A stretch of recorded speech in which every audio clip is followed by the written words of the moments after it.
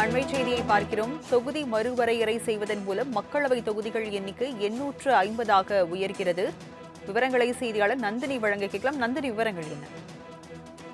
வணக்கம். மக்களவை தொகுதிகள் எண்ணிக்கை 850ஆக உயர்கிறது. தொகுதி மறுவரையறை செய்வதன் மூலம் மக்களவை தொகுதிகளின் எண்ணிக்கை 850ஆக உயர்கிறது. மக்களவை தொகுதிகளின் எண்ணிக்கை 543ஆக இருந்த நிலையில் கூடுதலாக 307 தொகுதிகள் அதிகரிக்கப்படுகிறது. தொகுதி மறுவரை செய்வதற்கான அரசியலமைப்பு திருத்த சட்ட வரைவு மசோதா நகல் தற்போது வெளியாகி இருக்கிறது. அதில் குறிப்பாக பார்த்தோம் என்றால் தமிழ்நாட்டிற்கு கூடுதலாக 20 மக்களவை தொகுதிகள் வர இருக்கிறது. தொகுதி மறுவரை காரணமாக தமிழ்நாட்டின் மக்களவை தொகுதிகள் எண்ணிக்கை 59ஆக உயர இருக்கிறது. தமிழ்நாட்டில் மக்களவை தொகுதிகள் தற்போது 39 இருக்கக்கூடிய நிலையில் கூடுதலாக 20 தொகுதிகள் அதிகரிக்கப்படுகிறது.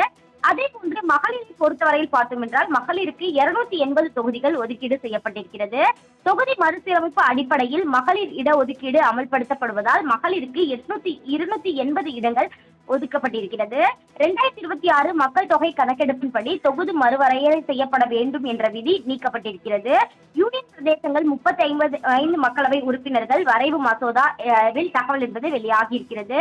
அதன்படி பார்த்தோம் என்றால் 2029ஆம் ஆண்டு நாடாளுமன்ற தேர்தல் தொகுதி மறுவரை அடிப்படையிலேயே நடத்தப்படும் எனவும் தெரிவிக்கப்பட்டிருக்கிறது.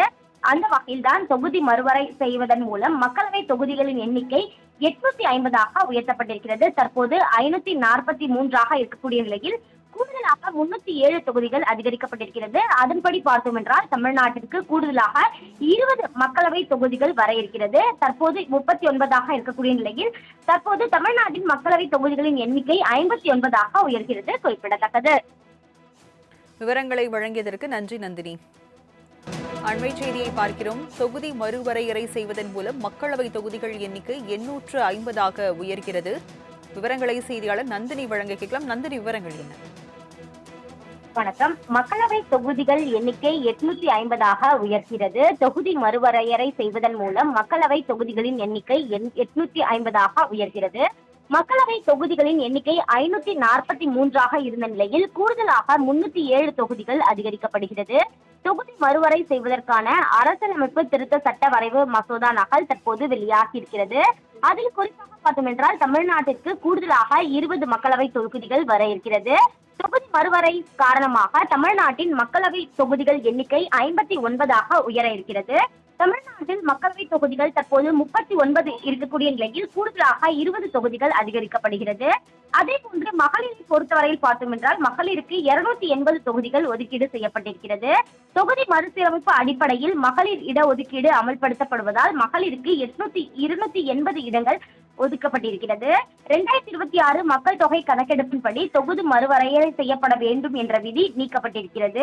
யூனியன் பிரதேசங்கள் 35 மக்களவை உறுப்பினர்கள் வரைவு மசோதாவில் தகவல் என்பது வெளியாகி இருக்கிறது. அதன்படி பார்த்தோம் என்றால் 2029ஆம் ஆண்டு நாடாளுமன்ற தேர்தல் தொகுதி மறுவரை அடிப்படையிலேயே நடத்தப்படும் எனவும் தெரிவிக்கப்பட்டிருக்கிறது.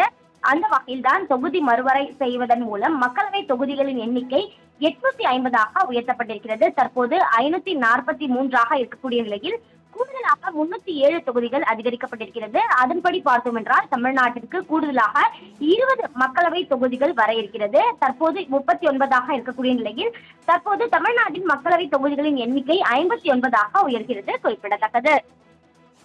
விவரங்களை வழங்கியதற்கு நன்றி நந்தினி.